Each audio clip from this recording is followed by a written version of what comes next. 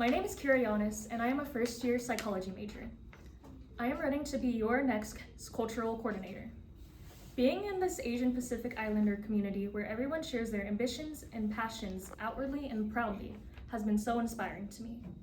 I would love to spread this sense of belonging for the upcoming school year. I know I could accomplish this due to my experience with public speaking, event planning, and communication. As a first-year student orientation leader in high school, I had the opportunity to guide new students around the school. I led campus tours and organized first-year activities such as football tailgates and icebreaker games for first-year students. I communicated with teachers and other orientation leaders to ensure that events ran as expected. My involvement as the Fashion Club president in high school also included clothing alteration workshops, fundraising for the club, and delivering bi-weekly presentations about fashion subcultures. I have done extensive research on the politics and cultural influence of fashion in my presentations, which intersects with APSA's cultural presentations.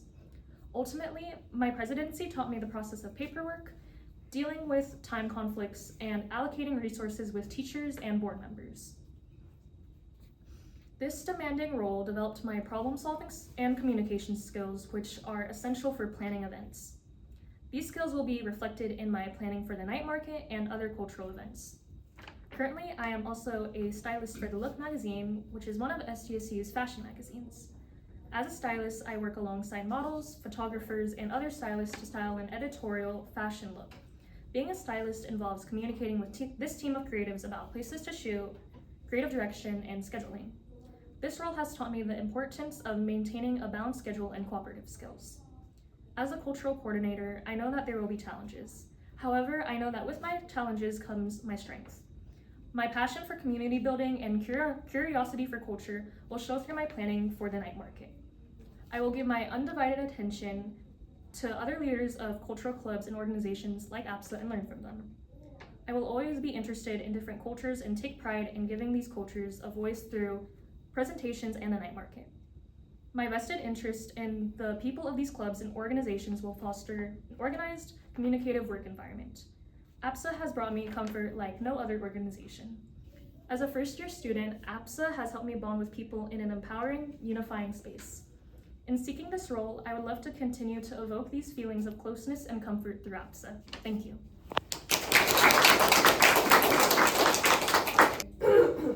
All right, for your first question. As cultural coordinator, it is your responsibility to raise cultural awareness within APSA.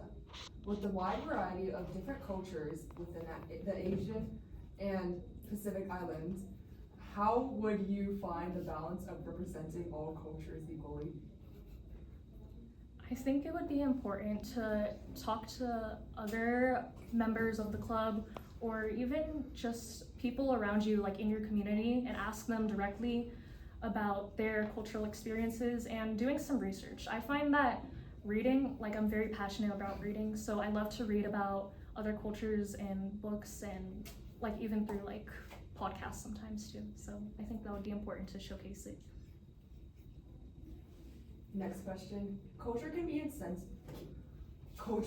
a sensitive topic depending on what is said and who hears it. If someone happens to find it offensive, even if you don't intend it to make it so, how would you resolve the problem? First of all, I would definitely apologize. I think apologizing is the first way to go, and I think you need to actually make the effort to understand what the issue is, and at least show it through your actions.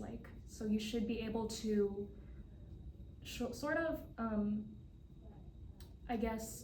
show that you're involved with this culture through other activities and APSA, In your opinion, what is the difference between cultural appropriation versus cultural appreciation? In addition, what is the difference between race and ethnicity?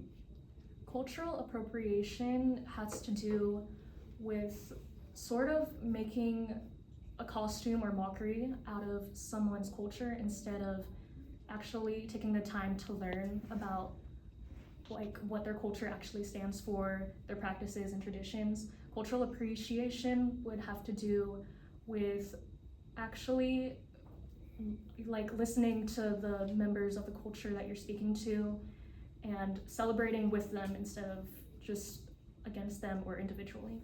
And as for the other part of the question, What is the difference between race and ethnicity? ethnicity is the specific cultural group you are a part of, while as race is it's a more general category or marker of your background.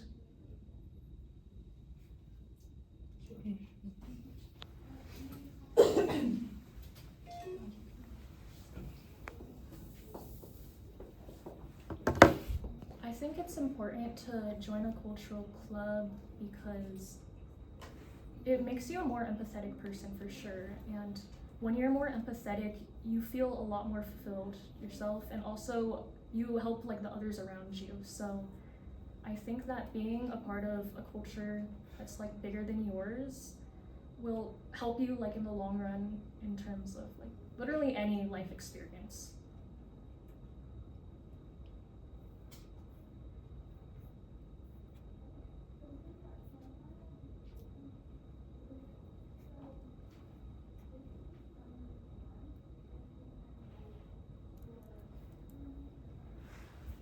I would try to reach out to more local businesses, and I think reaching out especially to Asian-owned businesses or markets could definitely help, like with collaborating with APSA's night market. And I think definitely promoting it through Instagram would also help a lot, and maybe even reaching out to other universities or schools to potentially help us out with promoting night market here. With that said, why do you think cultural coordinator is part of the external branch? I would say it's part of the external branch because it requires a lot of intention and thinking behind promoting cultural diversity. And I think that in this role, you have to balance really the responsibility of managing and learning about other cultures and give these cultures a sort of platform and voice to be heard.